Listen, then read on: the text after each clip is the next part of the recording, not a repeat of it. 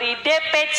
Kami mohon untuk ditampilkan di layar. Juara 1 DPC Kabupaten Pati, juara 2 DPC Kota Denpasar, juara 3 DPC Kabupaten Pandeglang, harapan 1 DPC Kabupaten Aceh Barat Daya, dan harapan 2 DPC Kota Prabu Muli. Kami mohon untuk ditampilkan di depan layar para DPC-nya.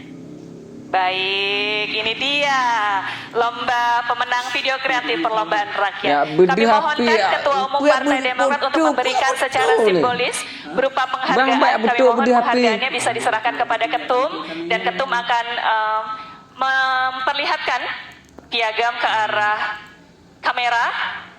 Nanti akan difoto secara bersama-sama, didampingi Mbak Anissa juga. Baik, kita foto. Siap semuanya yang di daerah? 3, 2, 1. Baik, terima kasih. Difoto aja. Ketum dan Mbak Anissa kami persilakan untuk duduk kembali.